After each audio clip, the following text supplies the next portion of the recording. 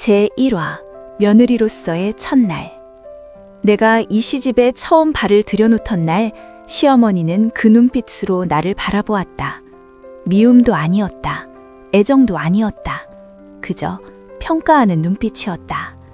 마치 새로 들여온 물건을 바라보듯 제자리에 어울리는지 가늠하는 그런 눈빛. 어머니 이름은 박민채. 동네 사람들 모두 박여사라고 불렀다.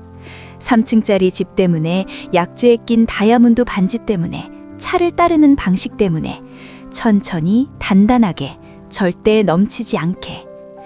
그리고 하는 아무도 이름 모를 시골에서 중학교 교사를 하는 집안의 딸이었다. 앉아요. 그날 그녀가 말했다. 가볍게. 하지만 왜인지 가슴이 조여들었다. 내 남편은 내 옆에 서서 내 손을 가볍게 꼭 쥐었다. 딱 한 번. 그리고 놓았다. 나중에야 알았다. 그 손을 놓은 것이 첫 번째 신호였다는 것을.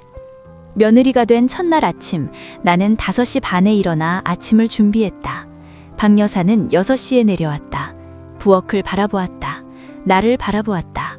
그리고 말없이 내 죽 냄비를 들어 쏟아버리고 처음부터 다시 끓였다.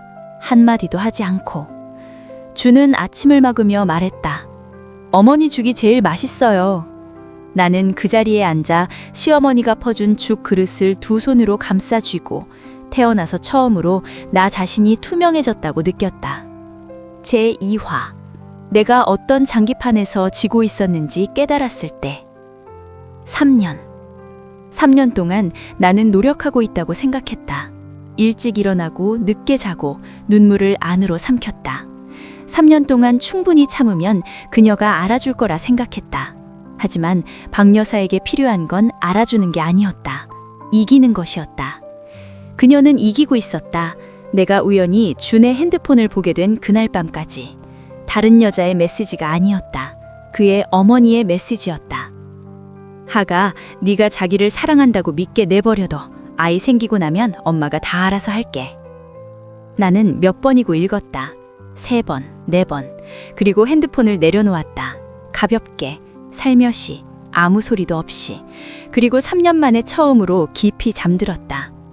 왜냐하면 나는 막 한 가지를 결심했기 때문이다.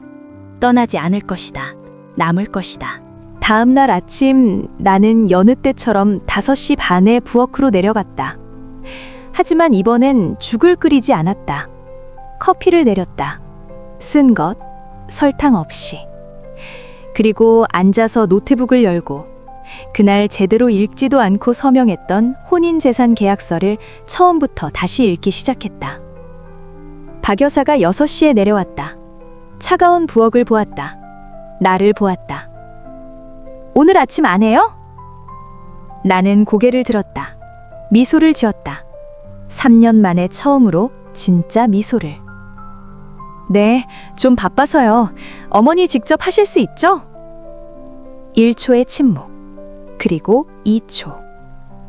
박 여사는 이 집에서 단 한 번도 스스로 무언가를 한 적이 없었다. 항상 내가 있었으니까. 그리고 그녀는 방금 그것을 깨달았다. 나는 고함이나 눈물로 복수하지 않았다. 그녀가 통제할 수 없는 사람이 됨으로써 복수했다. 한 걸음씩, 하루하루, 조용히. 제3화. 투명했던 여자가 자리를 차지하기 시작하다. 첫 번째 주, 박 여사는 내가 삐쳤다고 생각했다. 그녀는 그런 걸 알고 있었다. 삐친 며느리들도 결국 풀리고 돌아오고 사과한다는 걸. 두려워서, 필요해서, 달리 갈 곳이 없어서. 하지만 나는 삐친 게 아니었다. 배우고 있었다. 준이 잠든 뒤 매일 밤 나는 낡은 노트북과 찻잔을 앞에 두고 앉았다. 혼인재산법을 공부했다. 등기부를 읽는 법을 배웠다.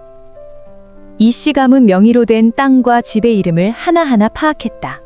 그리고 더 중요하게는 누구 이름으로 되어 있는지를 알아냈다. 준 이름이 아니었다. 내 이름도 아니었다. 전부 박 여사 이름이었다. 나는 검정 표지 작은 노트에 기록했다. 한 줄 한 줄, 숫자 하나하나, 날짜 하나하나. 그녀는 내게서 재산을 지키고 있다고 생각했다. 하지만 사실은 나에게 지도를 그려주고 있었다. 두 번째 주, 나는 다시 일을 시작했다. 예전에 그만뒀던 건 그녀가 말했기 때문이다. 이 집 며느리는 일할 필요 없어요. 창피하게. 그리고 나는 어리석게도 들었다. 하지만 이번엔 직장복을 입고 머리를 단정히 빗고 오전 7시에 계단을 내려갔다. 어디 가요? 출근해요. 취직했어요. 근처 법률사무소예요. 진이는 알아요? 제가 준 씨한테 허락을 받아야 하나요? 그것이 박 여사가 무슨 말을 해야 할지 모르는 걸 처음 본 순간이었다. 그날 저녁 준이 물었다. 나한테 말도 없이 취직했어? 나는 고개를 숙이지 않았다. 당신은 나한테 말하고 취직했어요? 그는 입을 열었다. 그리고 다물었다. 그리고 3년 만에 처음으로 이 방에서 침묵하고 있는 사람은 내가 아니었다. 제4화 제삿날. 이 시집안 할아버지 제삿날은 박 여사가 가장 빛나는 날이었다. 작년엔 나는 오전 5시부터 오후 2시까지 부엌에 서 있었다. 아무도 한마디도 물어보지 않았다. 올해 나는 9시에 부엌으로 내려갔다. 머리는 단정히 빗었다. 입술엔 연분홍 립스틱. 두 손은 비어 있었다. 부엌 안 도와요? 네, 오늘 다른 일이 있어서요. 사람이 필요하시면 케이터링 불러드릴게요. 부엌 바닥에서 숟가락 떨어지는 소리가 났다. 친척들이 11시에 도착했다. 박 여사는 상석에 앉아 환한 얼굴로 잘된 아들 이야기를 늘어놓았다. 나는 식탁 맨 끝에 앉았다. 침묵했다. 미소를 지었다. 후식 차를 따를 즈음 그녀가 시작했다. 수지구 땅도 이름 바꿨고 나중에 준이 줄 거예요. 나는 찻잔을 내려놓았다. 가볍게, 살며시. 어머니, 수지구 땅이요. 320제곱미터. 레반 비에또로 맞죠? 그거. 그 땅이 지금 분쟁 중인 거 알고 계세요? 2009년 원본 서류에 할아버지 서명이 있는데 서명 당시 할아버지는 더 이상 정상적인 판단 능력이 없으셨어요. 젓가락 내려놓는 소리. 박 여사의 목소리가 처음으로 떨렸다. 그걸 어디서 알았어요? 나는 가방을 열었다. 흰 봉투를 꺼내 식탁 위에 놓았다. 법률사무소에서 일해요. 서류 읽는 게 제 일이에요. 안에 전체 서류 사본이 있어요. 원본은 제가 갖고 있어요. 식탁이 완전히 조용해졌다. 주는 나를 보았다. 탐색이 아니었다. 두려움이었다. 박 여사는 봉투를 열지 않았다. 생애 처음으로 다음 수가 무엇인지 알지 못했다. 왜냐하면 이번엔 장기를 두는 사람이 그녀가 아니었기 때문이다. 나는 자리에서 일어났다. 들어갈게요. 맛있게 드세요. 계단을 오르며 뒤를 돌아보지 않았다. 하지만 들렸다. 등 뒤에서 수근거림이 불꽃처럼 터져나오는 소리가 내가 계획한 대로였다. 제5화 자정에 준이 내 방 문을 두드렸을 때 그날 밤 나는 잠들지 못했다. 걱정 때문이 아니었다. 기다리고 있었기 때문이다. 밤 11시 계단 위로 발소리가 들렸다. 천천히 내 방 문 앞에서 멈췄다. 노크 소리 3번. 가볍게. 들어와요. 준이 문을 열었다. 머리카락은 헝클어져 있고 저녁 식사 때 입은 옷 그대로. 눈빛엔 내가 한 번도 본 적 없는 무언가가 담겨 있었다. 분노가 아니었다. 냉정함도 아니었다. 두려움이었다. 언제부터 그걸 가지고 있었어? 나는 앞에 놓인 의자를 가리켰다. 앉아요. 얘기해요. 그는 앉았다. 손을 무릎 위에 올려놓고 꼭 쥐었다. 어머니가 많이 화나셨어. 네가 가정을 망치고 있다고 하셨어. 망치고 있다고? 나는 그 두 단어를 반복했다. 가볍게. 당신은 어떻게 생각해요? 주는 침묵했다. 3년 만에 처음으로 그는 어머니가 가르쳐준 말로 바로 대답하지 않았다. 그 침묵 속에서 나는 깨달았다. 주는 나쁜 사람이 아니었다. 그는 단지 스스로 생각할 기회를 한 번도 허락받지 못한 사람이었다. 하지만 그것이 그가 무죄라는 의미는 아니었다. 제6화 동맹이 무너지다. 이 집에서 박 여사에게 유일한 동맹은 준이었다. 그리고 그날 밤 그 동맹이 흔들리기 시작했다. 나는 준이 당장 내 편에 서주길 바라지 않았다. 단지 멈춰주기를. 어머니의 말을 아무 생각 없이 내게 전달하는 메신저 역할을 그만두기를. 다음 날 아침 식사는 침묵 속에서 진행됐다. 박 여사가 죽을 퍼서 준 앞에 놓았다. 그리고 나를 바라보았다. 기다리며 살피며. 나는 직접 산 샌드위치 상자를 열었다. 태연하게 먹었다. 그녀가 내 앞에 죽 한 그릇을 놓았다. 먹어. 내가 끓였잖아. 그녀의 목소리는 처음으로 뭔가 달랐다. 부드러운 건 아니었다. 하지만 늘 있던 단호함이 사라져 있었다. 감사해요. 하지만 저 이미 먹었어요. 3년 동안 한 번도 하지 못했던 말이었다. 준이 고개를 들어 나를 보았다. 그리고 어머니를 보았다. 그리고 다시 고개를 숙이고 먹었다. 아무 말도 하지 않고. 동맹은 폭발로 무너지지 않는다. 이런 작은 순간들로 무너진다. 침묵이 침묵 위에 쌓여 더 이상 붙잡을 것이 없을 때까지. 제7화 박 여사가 무릎을 꿇다. 그리고 비밀이 드러나기 시작하다. 셋째 주 박 여사가 내 방문을 두드렸다. 이번엔 준이 아니었다. 그녀였다. 나는 문을 열었다. 그녀는 거기 서 있었다. 손에 찻잔을 들고 잠옷도 아직 갈아입지 않은 채. 박 여사가 완벽하지 않은 모습을 처음으로 보았다. 나 얘기 좀 할 수 있을까? 그녀가 들어왔다. 앉았다. 방 안을 둘러보았다. 책상, 노트북, 검정 표지 노트. 그리고 한숨을 쉬었다. 내가 수지구 땅을 알아보고 있는 거 알아.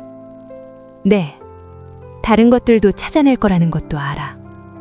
나는 아무 말도 하지 않았다. 기다렸다. 박 여사는 손에 든 찻잔을 내려다보았다. 처음으로 그녀의 두 손을 보았다. 더 이상 단단하지 않고 통제되지 않고 가볍게 떨리고 있었다.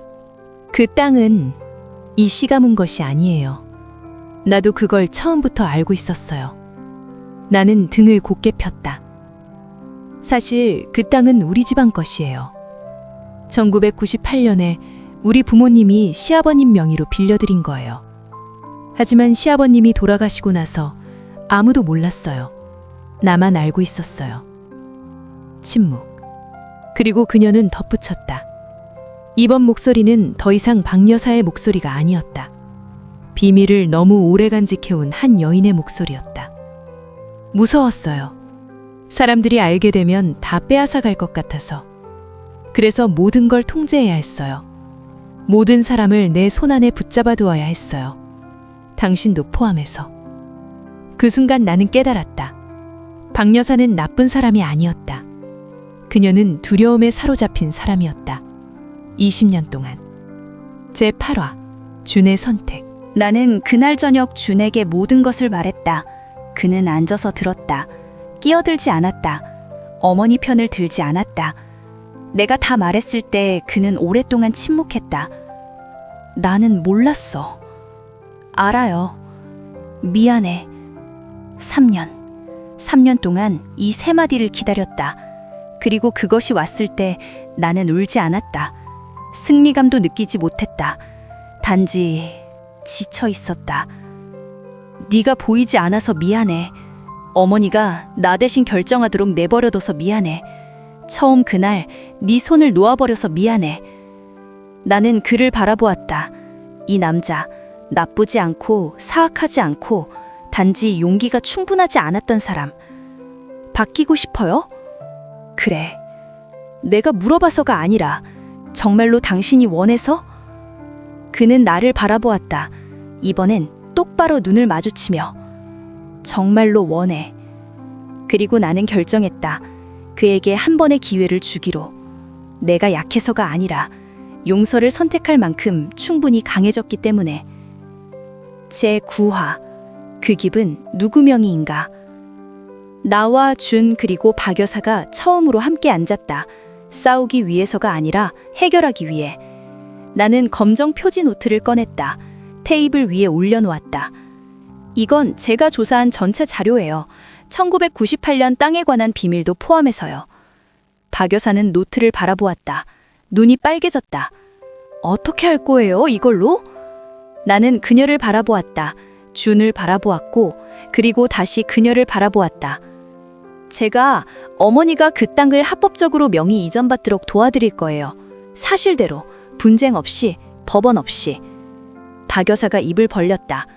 왜 그렇게? 그게 옳은 일이니까요. 긴 침묵이 흘렀다. 그리고 박 여사는 한 번도 며느리 앞에서 울지 않았던 그 여인이 고개를 숙였다. 어깨가 떨렸다. 나는 일어나서 안아주지 않았다. 그냥 휴지 상자를 그녀 쪽으로 밀어주었다. 때로는 그것으로 충분하다. 제10화 남아있는 사람 6개월 후 수지구 땅은 박 여사 명의로 다시 등기됐다. 합법적으로, 투명하게, 분쟁 없이. 오늘 아침 나는 7시에 일어났다. 옷이 반이 아니라 부엌으로 내려오니 박 여사가 죽을 끓이고 있었다. 그녀가 고개를 들어 나를 바라보았다. 오늘 아침에 뭐 먹고 싶어요? 그 질문은 작은 것이었다. 하지만 3년 전 그녀는 한 번도 그렇게 묻지 않았다. 죽 좋아요. 감사해요, 어머니. 나는 식탁에 앉았다. 준이 나중에 내려와 내 어깨 위에 손을 얹었다. 가볍게 살며시, 하지만 이번엔 놓지 않았다. 나는 창밖을 바라보았다. 아침 햇살이 작은 부엌 안으로 쏟아져 들어왔다. 나는 이 집에서 투명한 사람이었다. 이제는 더 이상 아니다. 이긴 것이 아니라 내가 선택했기 때문이다. 남아서 모든 것을 바꾸기로, 진실로, 인내로, 검정 표지 노트로, 그리고 이것을 깨달음으로써 이 집에서 가장 강한 사람은 가장 큰 소리로 외치는 사람이 아니라 언제 싸워야 하고 언제 용서해야 하는지 아는 사람이다. 끝.